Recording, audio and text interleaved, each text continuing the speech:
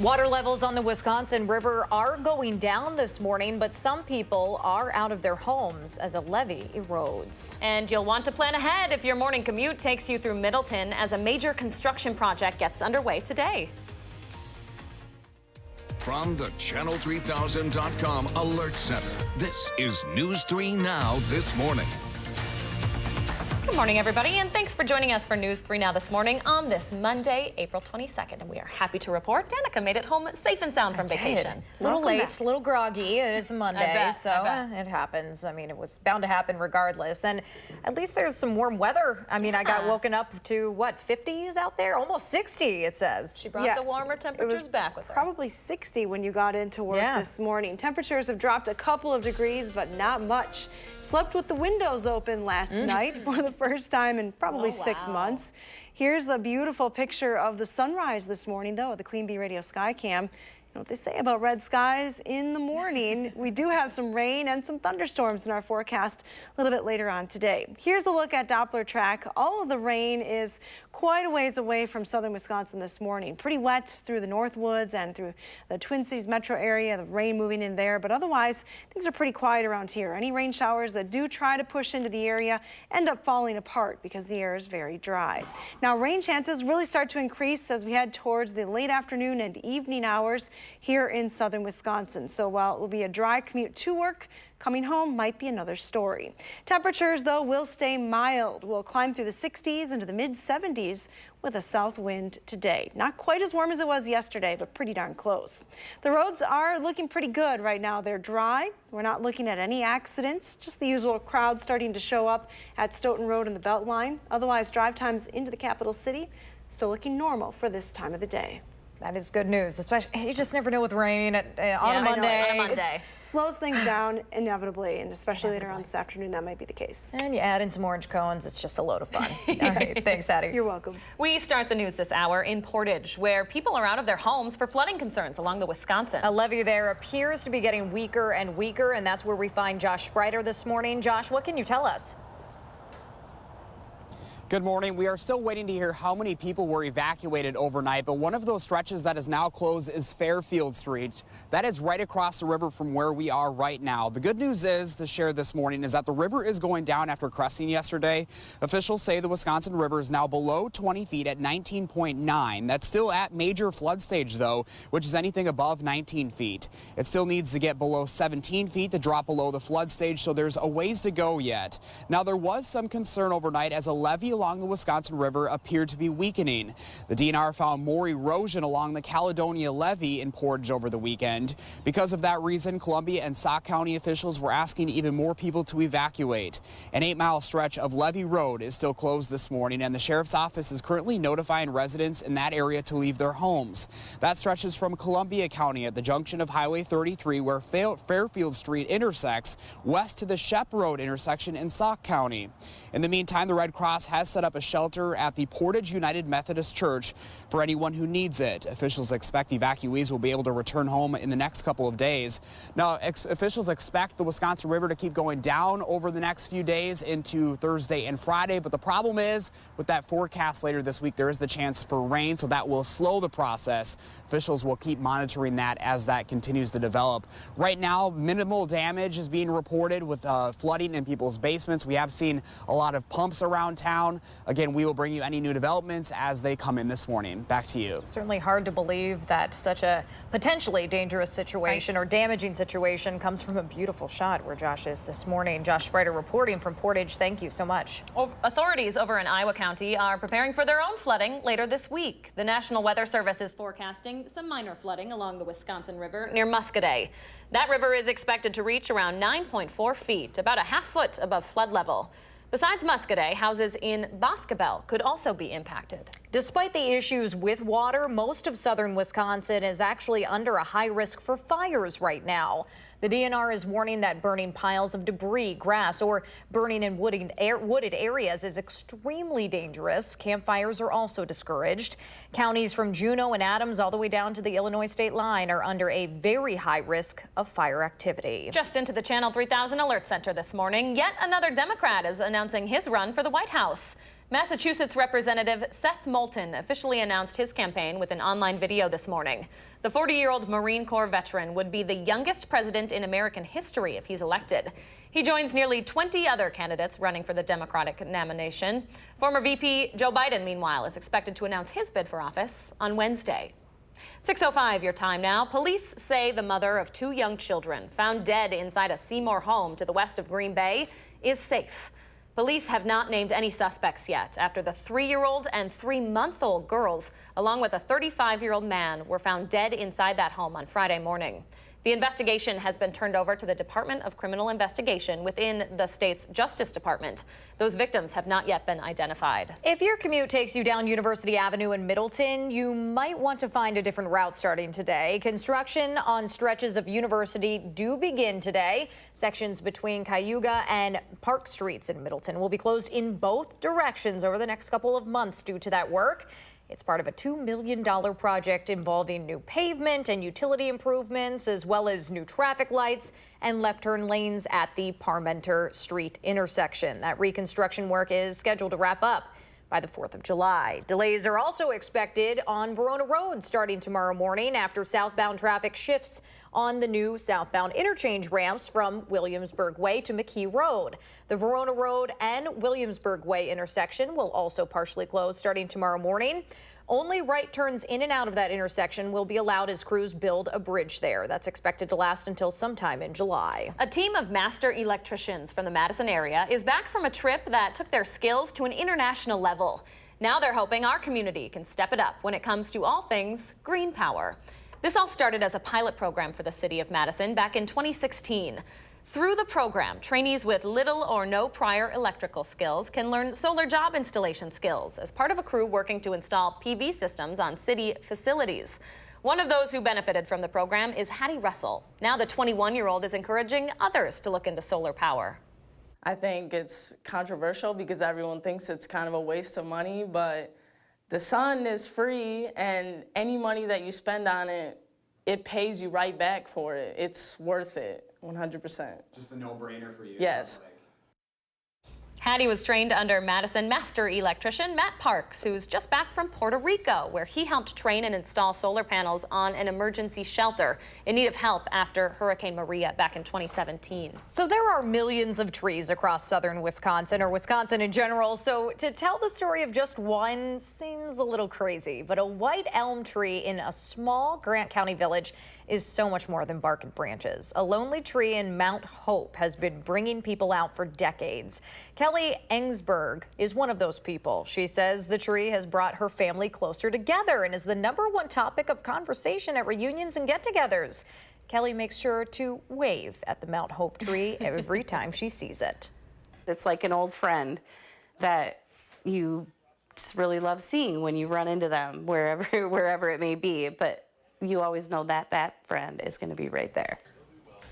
The Mount Hope tree has its own Facebook page with almost 3,000 admirers. Dave Caulfield checked out the elm for himself and will tell us why we might want to check it out sooner rather than later. That's coming up tonight on News 3 Now at 10. Now, we were talking, this is back in my neck of the woods, and I've never been to visit it. Yeah, well, apparently you're going to get some reasons to do it.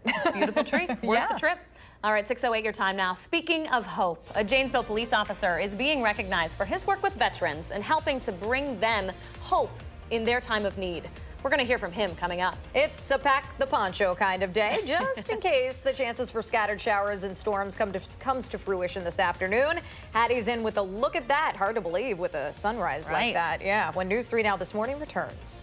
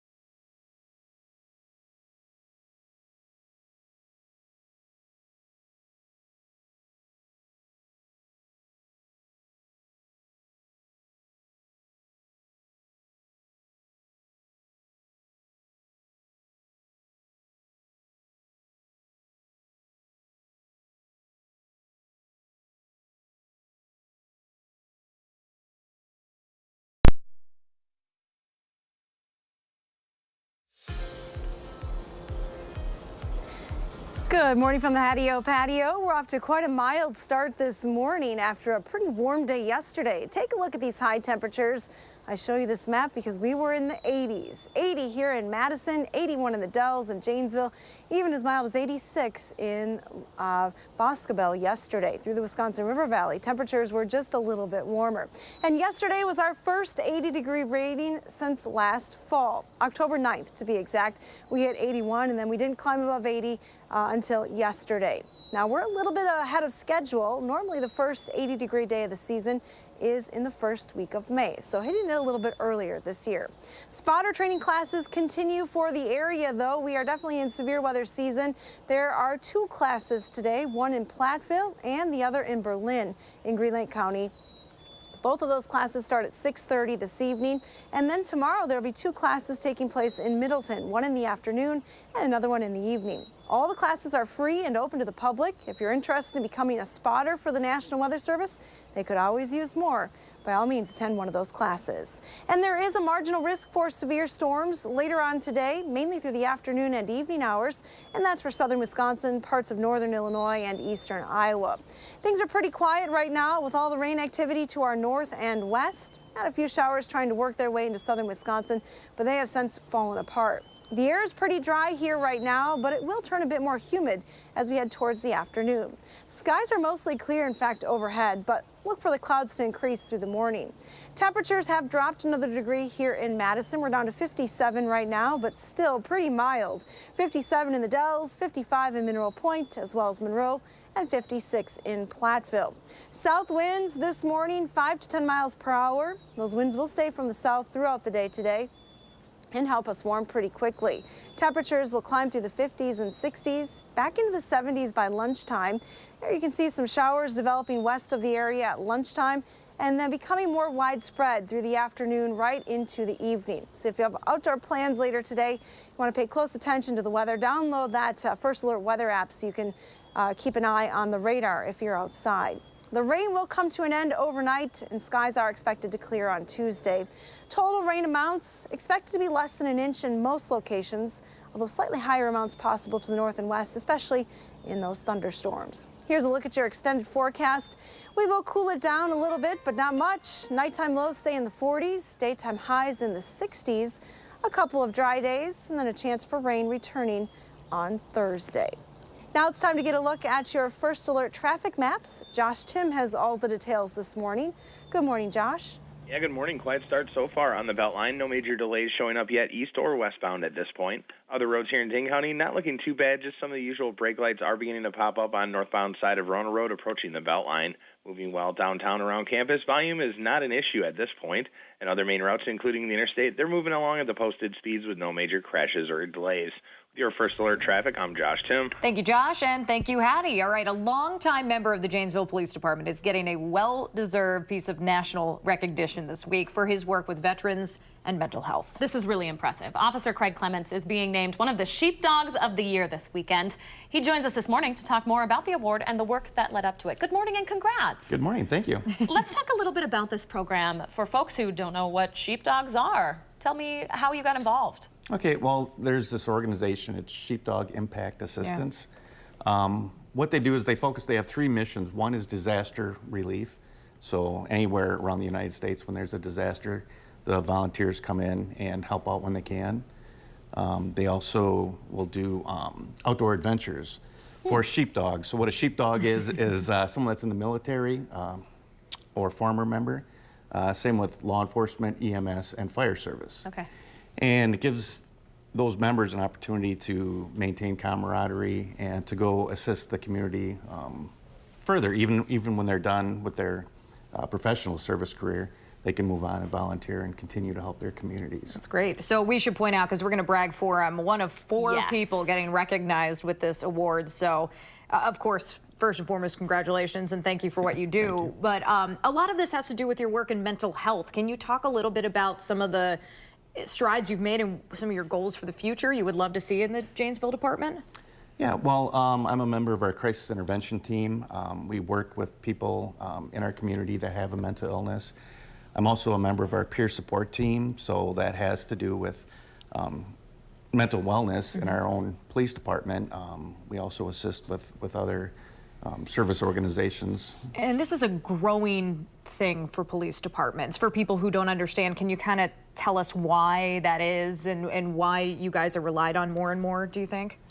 We could talk all morning, I know. Right. Yeah, I think it's just the need is there. Yeah. So, I mean, we're out serving our community anyway, so it's just another, I guess, role that they expect from the police department is to assist in mental health in the community. And it's something I'm very interested in. I don't mind doing it. Why is that? I don't know. It's just always been an interest for me since even in college, mental health in general. And it's kind of nice to get to expand into that field in my law enforcement career. Yeah. You have quite the resume of work to lead up to receiving this award. One thing that caught my eye, and you had mentioned, are these debriefings you do with your own team after trauma-related events. Talk a little bit about that.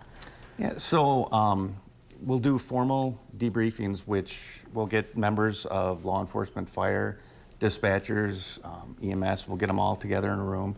And we'll basically just do a guided conversation about what happened, about the incident. And it's proven to reduce the stress involved in that and hopefully prevent PTSD from kicking in somewhere down the road. Really important stuff. Yeah, very important. So have fun this weekend, right? Is when Yep, that's the this award's weekend. happening. Have a great time, and thank you for coming on this morning. All right, thank you for having me. On Congrats. his day off. Right. He's a hard-working Note guy that. right here. So nice to meet you. Yeah, thank you Nice- so much. Nice meeting you both. 6:18 your time now, so in case you didn't notice, it was a really warm Easter Sunday, and new data shows Madison is actually one of the fastest warming cities in the country. Chris Reese is going to join us next to explain why. And I feel like the sunrise time catapulted to a much Ooh. earlier time of day while I was gone, though. You might be able to tell that this morning, even despite the clouds moving in later on today and then sticking around. Hattie's updated forecast is straight ahead on News 3 Now this morning. Wow.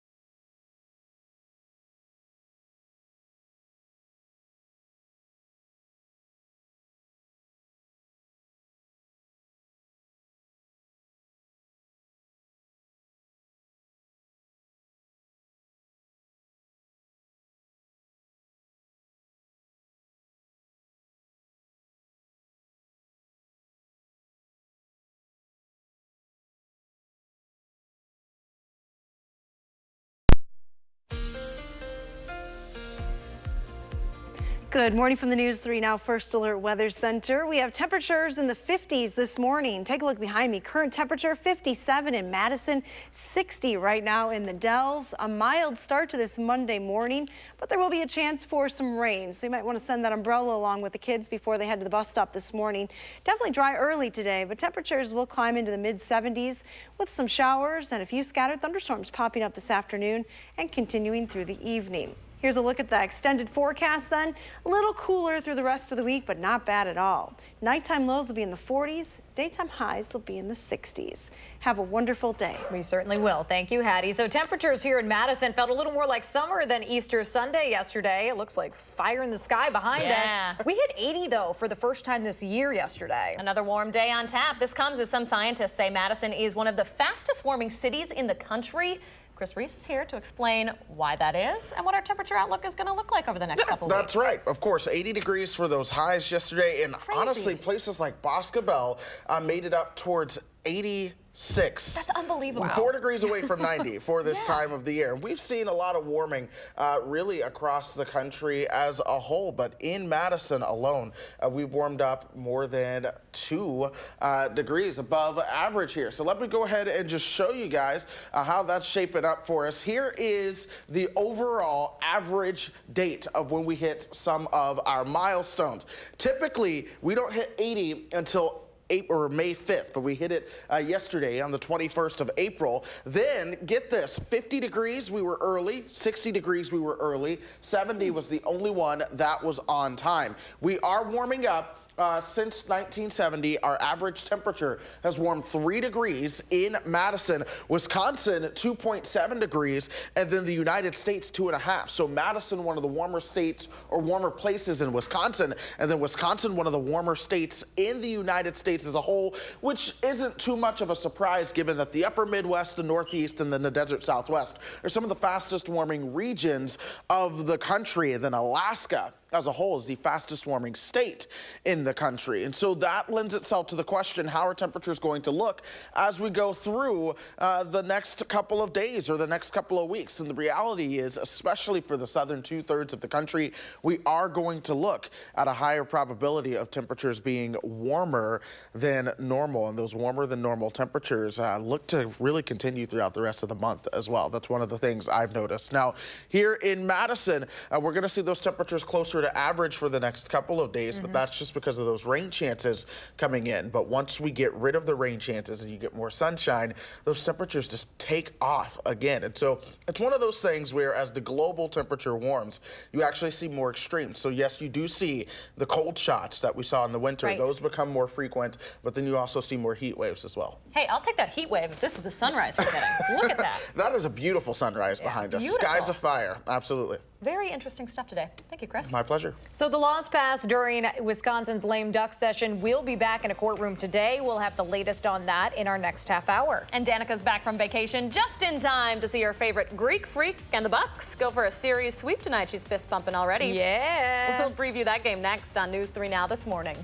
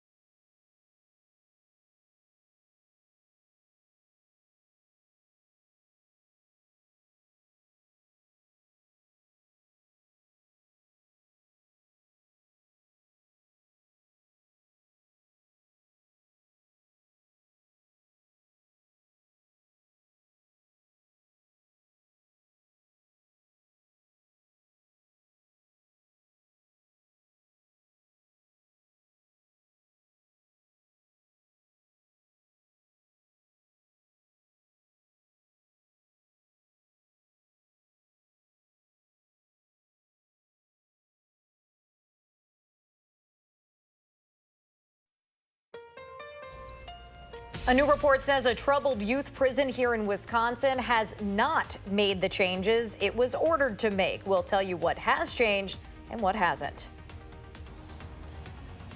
More evacuations overnight as officials find a weakening levee along the Wisconsin River. I'm Josh Butter live in Portage with the very latest coming up. From the Channel3000.com Alert Center, this is News 3 Now This Morning. Good morning and welcome back to the final half hour of News 3 Now This Morning on this Monday, April 22nd. It is almost 6:30 this morning. A beautiful sunrise out there. It's hard to believe that people are out of their homes this morning. I know. Josh Sprider is keeping an eye on that. Hattie's keeping an eye on the chance for more rain later today. Hattie, we're starting off pretty warm out there, though. We are, yes. Yesterday, as Chris mentioned, we topped in the 80s, and this morning we're almost at 60 degrees still across southern Wisconsin. So a nice mild start to the day. Sun is already up. Here's a live look from the WISC-TV Skycam looking towards the east. Let's start with Platteville this morning. Pretty nice in Platteville as well. Nice orange and red shaded colors on the map this morning. But you know what they say about red sky in morning. There's the view from the WISC-TV Skycam. Skies are actually mostly clear here right now, but look for clouds to roll in as we go through the morning hours and rain to develop through the afternoon. Now, right now, pretty quiet. Not expecting any showers or thunderstorms until after lunchtime, so it'll be a dry first part of the day. Temperatures, as I mentioned, are quite mild. 60 in the Dells right now, 59 in Prairie du Chien, 57 here in Madison and Janesville. Temperatures will continue to climb today into the mid-70s. Not quite as warm as it was yesterday, but pretty darn close. South winds expected, and again some showers and thunderstorms through the afternoon and evening. Right now, though, no issues to report on the roads. Just a little busy on the Beltline right around Stoughton Road, but that's typical for this time of the day. No accidents to report, so it looks like you're still going at posted speeds as you head into Madison. And that's your first alert traffic. Certainly good to see that this morning, Hattie, along with the sunshine and your sunny face. Yes. Yes, so nice to see the sun early today because we'll lose it for the afternoon. Yeah, I know. All right. Thanks for the reminder. Welcome. Thank you, Hattie. We start this half hour along the Wisconsin River. That's where a number of people are out of their homes. The state's worried about a levee getting weaker in the Portage area over the weekend, and that's where we find Josh Sprider with the very latest. Hi, Josh. Good morning. We don't yet know how many people were evacuated overnight, but we do have some good news to share this morning. The water did drop overnight. The bad news is it is raging. Give it just a closer look right now underneath the Highway 33 bridge here in Portage. That current is nasty. Officials say the river is now just below 20 feet. That's still at major flood stage, which is anything above 19. There's still a ways to go as 17 feet is considered flood stage. Now, there was some concern overnight as a levee along the Wisconsin River appeared to be weakening. The DNR found more erosion along the Caledonia levee in Portage over the weekend. Because of that reason, Columbia and Sauk County officials were asking more people to evacuate. An 8-mile stretch of Levee Road is still closed this morning, and the sheriff's office is notifying residents in that area to leave their homes. That stretches from Columbia County at the junction of Highway 33 where Fairfield Street intersects all the way west to Shep Road intersection in Sauk County. In the meantime, the Red Cross has set up a shelter at the Portage United Methodist Church for anyone who needs it this morning. Officials expect those evacuees will be able to return to their homes in the next couple of days. Now, officials expect that river to keep going down throughout the week, but the rain in the forecast is going to mean some problems down the road. They don't expect anything as serious as what it was over the weekend, but they do say it will slow the process. We have seen quite a few homeowners pumping the water out of their basements this morning, but so far there are no major reports of damage here in Portage. Of course, we're going to keep you updated as we get any new developments. Back to you. I know Iowa County's also taking a look at the river for any flood stages coming up there. So a story we're going to follow all week. Josh Sprider reporting live for us on this Monday morning. Thank you, Josh. 6:33 right now, and just into the Channel 3000 Alert Center overnight, a van near a Sri Lankan church that was bombed yesterday has exploded. No one was hurt in this morning's situation, but nearly 90 detonators have been found in the capital city overnight, a day after almost 300 people were killed in bombings across that country.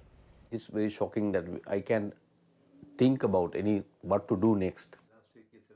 Members of the Sri Lankan community here in Wisconsin are struggling to make sense of these attacks. Some in Milwaukee have family members or friends that they still have not been able to contact. The Sri Lankan government says the bombings at least 9 churches, hotels, and other sites happened at almost exactly the same time. They were carried out allegedly by a local militant group. About 500 people were hurt. Wisconsin's Supreme Court is expected to take up another lawsuit challenging the state's lame duck laws later today. The state Supreme Court is already taking over the appeal in a second lawsuit, challenging a group of Republican laws passed to restrict the powers of the newly elected governor and attorney general. This lawsuit argues the laws violate the constitutional separation of powers between the legislative and executive branches. The conservative-led court says the state's interests would, quote, be best served by the appeal bypassing the Court of Appeals. A new report shows officials at the state's youth prison are not making the recommended changes to deal with staffing shortages, suicide prevention, and overall safety. A court-ordered report was filed in January for Lincoln Hills, but a follow-up report released just days ago shows that facility has not implemented the court-ordered changes. That includes dramatically reducing isolation and pepper spray as means to control the inmates there. That report also found staff members are working double shifts, sometimes for several days in a row. There are improvements that are encouraging for people like Charlotte Moore, who runs Youth Justice Milwaukee, but she would like to see some better conditions for the young people in our justice system. What we need to do is figure out better laws and policies that are going to support the development of young people, not harm them. The report also found rooms at Lincoln Hills still have items that inmates could use to harm themselves. Last year, Wisconsin lawmakers agreed to close the facility by 2021 and open smaller county-run prisons throughout the state. But Governor Evers says that deadline is too aggressive, and he wants more time to build those replacement facilities. 6:35 your time now. UW Health is celebrating an award they didn't earn in their clinics, but rather in the cafeteria. In the last 2 years, the hospital has switched to antibiotic-free meat in 95% of their pork, beef, chicken, and processed meats. The nonprofit Practice Green Health, which works with hospitals to be more sustainable, just recently awarded UW Health a Circle of Excellence in Food Award for this accomplishment. Aside from creating healthier meals for their patients and their staff, doctors with UW Health say using antibiotic-free meat helps cut back on antibiotic resistance. Later tonight, your Milwaukee Bucks could wrap up their first playoff series win in nearly 20 years. The Bucks have a 3-0 lead in their first round series against the Detroit Pistons. They head into Game 4 in Detroit tonight. Milwaukee is a 12.5-point favorite in that game. The franchise has not won a playoff series since 2001 when they came within a game of making the NBA Finals. So far, Giannis and the guys have won every game against Detroit in this series by at least 16 points. Tip-off is set for 7 tonight over on TNT, and if the Bucks win, they will take on the Celtics in their next series, and they'd have home court advantage to kick off those games. While you were on vacation, I was joking every day. You can hear Danica in the distance cheering for Giannis. We were watching. Don't worry. Yeah. Good stuff. We'll be tuning in tonight if I can stay awake. All right. 6:37 right now. House Democrats will have a conference call today as some continue to talk about the possibility of impeaching the president. We have the latest coming up in the morning sprint. And we have a warning this morning after a Stoughton woman reported a scammer trying to take advantage of the death of her husband. Her call for action is coming up next on News 3 Now this morning.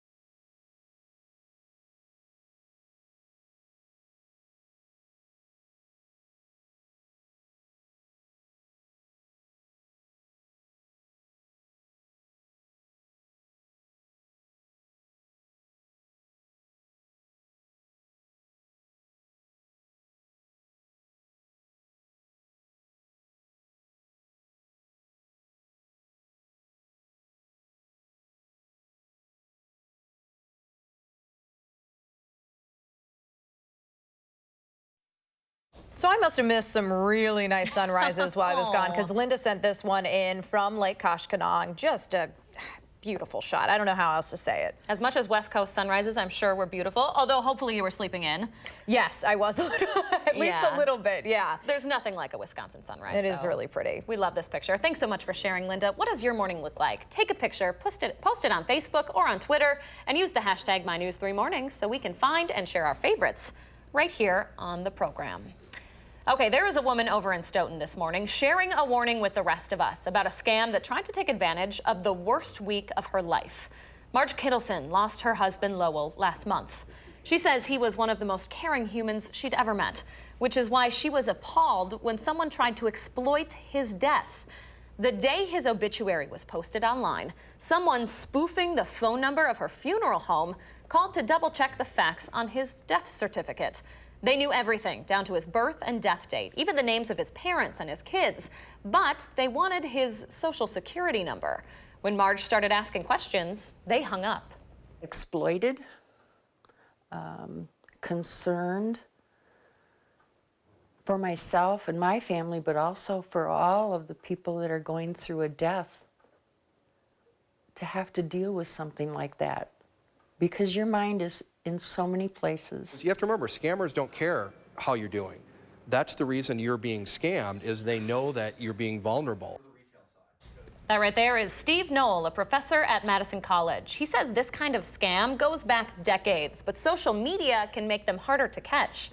We're going to share Marge's story and tips on how to protect yourself, your parents, and your grandparents from identity theft. That's coming up tonight on News 3 Now at 10. You seem to find the lowest of lows here, Leah. You keep finding people getting taken advantage of in really terrible. It is shocking. Yeah. This is going to have you questioning the kind of information you're putting out online, because this was all taken from an obituary, a tribute to someone's life. Right.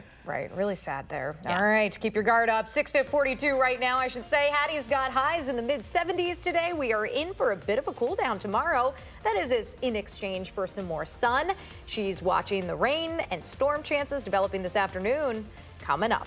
But first, it's April 22nd. We want to say happy birthday to this little guy, Gus, and all the kids turning 3 today. What a cutie. Thanks so much for celebrating with us here on News 3 Now this morning. Oh.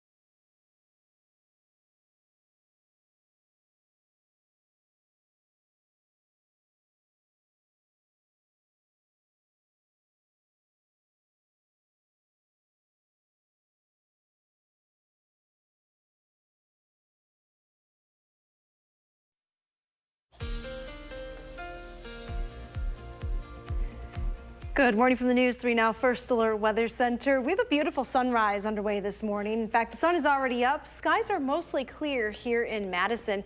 Temperatures are quite mild as well. Now, speaking of those overnight low temperatures, take a look at our trend over the next several days. Through this week, nighttime lows will stay in the 40s, and over the weekend into next week, temperatures overnight in the 50s and 40s as well. So pretty mild conditions. You may be wanting to start the planting, getting some flowers outside. Little word of caution though. Here is the look at the last freeze date over the last several years here in Madison. Some years that latest freeze date is into May and even mid-May back in 2016. Other years our latest freeze is in April. We typically say it's safe to plant here in southern Wisconsin after Mother's Day, which is about 3 weeks away. So you might want to hold off a few weeks. Our probability of precipitation today really increases late in the day. Relatively low this morning, so likely staying dry through lunchtime.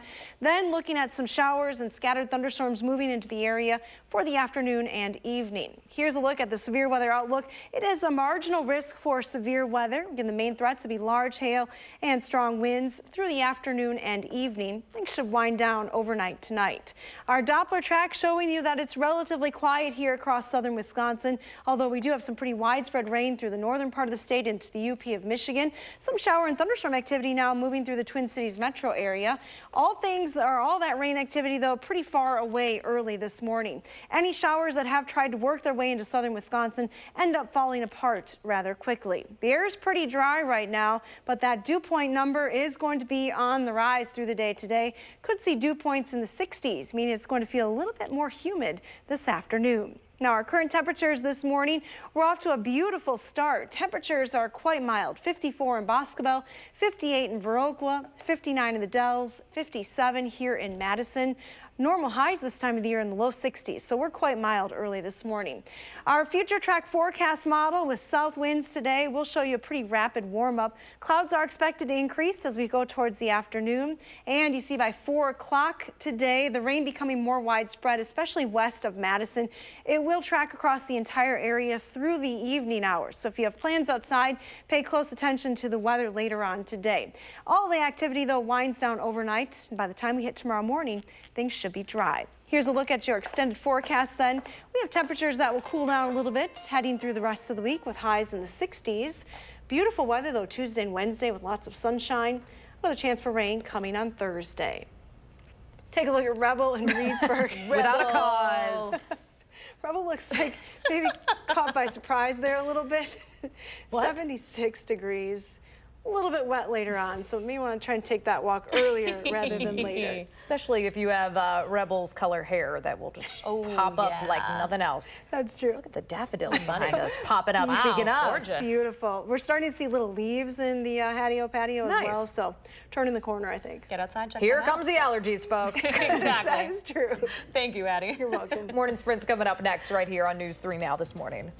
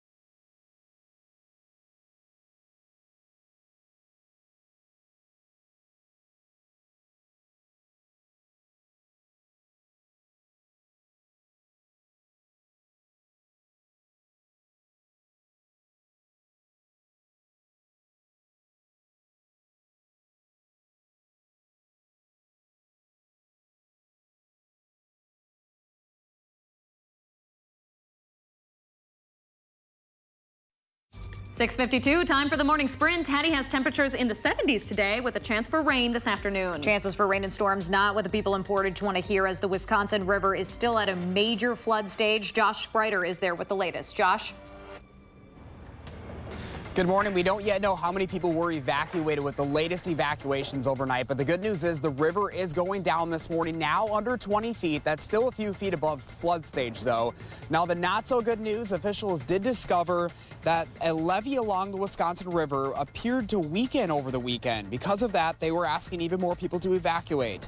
An 8-mile stretch of Levee Road is still closed this morning, and the sheriff's office is notifying residents in that area to leave their homes. That stretches from Columbia County at the junction of Highway 33, where Fairfield Street intersects, all the way west to Shep Road intersection in Sauk County.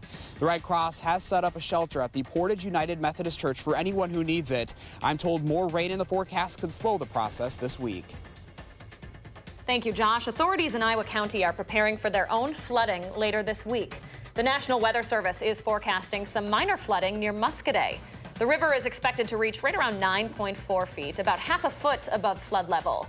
Besides Muscadet, houses in Boscobel could also be impacted. Officials want to remind people, if you see flooded roads, to turn around. And we definitely have some rain in the forecast right now, well off to our north and west this morning. Things are quiet and dry across southern Wisconsin. Those rain chances, though, really start to increase later in the afternoon into the evening. You see the probability of precipitation getting pretty high, close to 100% later on this evening. It will still be a mild day, though, with temperatures climbing through the 60s into the middle 70s, topping at 76 later on this afternoon. Thank you, Hattie. Just into the Channel 3000 Alert Center overnight. A van near a church in Sri Lanka that was bombed yesterday has exploded. No one was hurt, but nearly 90 detonators have been found in the capital city overnight, a day after almost 300 people were killed in bombings across that country. Those bombings were simultaneously carried out at churches and luxury hotels in the city of Colombo by a group of suicide bombers. The victims were mostly Sri Lankan, but several Americans were also among the dead. President Trump will host the annual Easter egg roll at the White House today as Democrats in the House talk more about possible impeachment. Speaker Nancy Pelosi will lead a phone call on that process following the release of the full Mueller report. Pelosi and other Democratic leaders have been hesitant to start the impeachment process, but are taking a close look at 10 instances the special counsel said the president may have obstructed justice, that is. They've also issued a subpoena for an unredacted copy of the report and have asked Mueller to testify before Congress. Wisconsin's Supreme Court is expected to take up another lawsuit challenging the state's lame duck laws later today. The state Supreme Court is already taking over the appeal in a second lawsuit, challenging a group of Republican laws passed to restrict the powers of the newly elected governor and attorney general. This lawsuit argues the laws violate the constitutional separation of powers between the legislative and executive branches. A new report shows officials at Lincoln Hills Youth Prison here in Wisconsin are not making recommended changes to deal with staffing shortages, suicide prevention, and overall safety. A follow-up report released just days ago shows the facility has not implemented those court-ordered changes, which include dramatically reducing isolation and pepper spray as a means to control inmates there. That report also found staff members were working double shifts, sometimes for several days in a row. Down in Illinois, police continue to search for a 5-year-old boy who was reported missing on Thursday. Andrew Friend goes by the name AJ. His parents say they last saw him around 9 p.m. Wednesday night at bedtime. That family lives in Crystal Lake, which is less than a 2-hour drive southeast of Madison. At this time, an Amber Alert has not been issued as investigators can't confirm an abduction took place. Tracks of Andrew's scent didn't reach beyond the residence, meaning he didn't walk away on foot either. The FBI is involved with that investigation right now. Construction starts along University Avenue in Middleton today. Sections between Cayuga and Park Streets will be closed in both directions over the next couple months. That work is part of a $2 million project, which will involve new pavement and utility improvements, along with new traffic lights and left turn lanes at the Parmenter Street intersection. That's scheduled to end by the 4th of July. Almost 6:57 your time now. Let's turn it over to Josh Tim with a look at your first alert traffic. Hey, Josh. Hey, good morning, guys. A few brake lights are starting to show up now on the Beltline heading westbound. Give yourself an extra minute or two between Stoughton Road and West Broadway. Inbound John Olin, you're tapping the brakes near the Olin Avenue and North Shore Drive intersections heading into the downtown Madison area. And other main routes, including the interstate, still moving along the usual speeds with no major crashes or delays. Your first alert traffic, I'm Josh Tim. Thank you, Josh.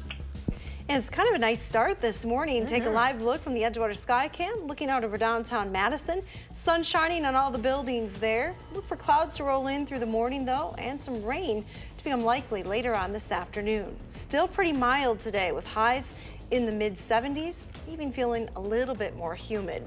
The rest of the week looking relatively quiet with highs in the 60s. Awesome. Thanks for joining us this morning. Enjoy the sunrise while you can. We'll see you tomorrow.